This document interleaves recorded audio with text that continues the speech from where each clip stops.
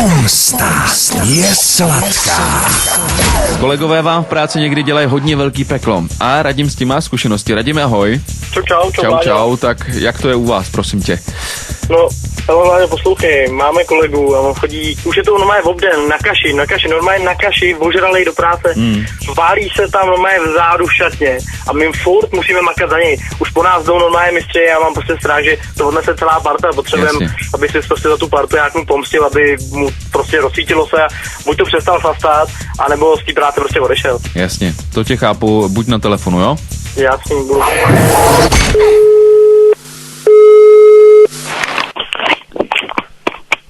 No, halo? No.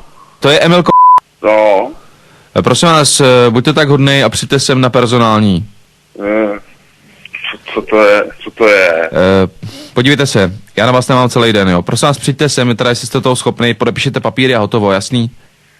No, a jako, cože? No, porušil jste pracovní kázeň, takže jsem... Ale pomůžky, jakou kázeň, ty vole? Poslouchejte mě, toho vola si nechte, laskavě, jo? A nedělejte si to ještě horší, ano? Ty vole, jakou kázeň, ty vole?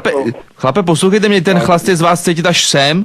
Jaký chlast, jako? Ne, poslouchejte mě, my už za vás máme odpoledne náhradu, tak sem přijďte podepsat ty papíry, my se tady nebavíme. No, moment, ty vole, jaký papíry, vole, jako koho vyhazuješ tady, ty vole? No vy už... Jako jestli mě vyhodíte teď, vole. To tady roztískám všechno, ale mě to je úplně jedno, jako. Ale už jste vyhozený, jasný.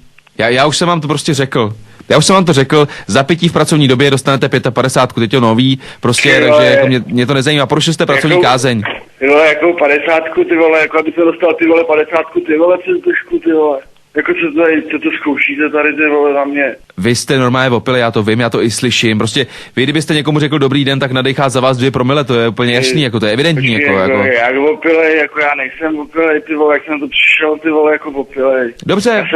Já vůbec jako... Ne, tak já nemám čas se s váma bavit, víte co, přijďte sem, vy se tady dejchnete a uvidíme hned, jako kdo má pravdu. Kámo, ty vole, jako dejchnu, vole, jako já nebudu nikam, ty vole, dejchat, vole. To je normální, ty vole, diskriminace, ty vole, tohle. Helejte se, stejně jste skončil, tak žádný teátry tady, jasný. Musíte to podepsat, jako. Jaký teátry, ty vole, co to zkoušíte tady na mě, ty vole, jaký teátry, ty vole. Ty vole, nechcete mě, ty vole, jako, nebo to tam všechno rozflákám, ty vole. Ty vole, víš, kdo já jsem, ty vole. Pomsta je sladká. No, ochlasta seš, normálně debilní ochlasta, furt jenom chlastáš. Ty vole, kdo to tam je ještě, ty vole, jako co si myslíš velkou o sobě, vůbec, vole, nechce, vole. Jak nechce, prostě chlastáš, ty ožralá. Nechce, ty vole, nechce.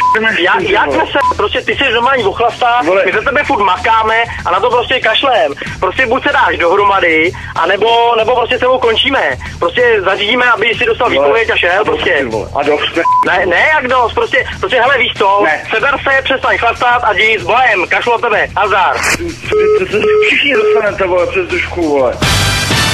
Chcete se taky pomstít? Není nic jednoduššího. Stačí otevřít naše stránky www.fajnradio.cz a pak už si jen můžete vychutnat ten pocit. Vždyť pomsta je tak sladká.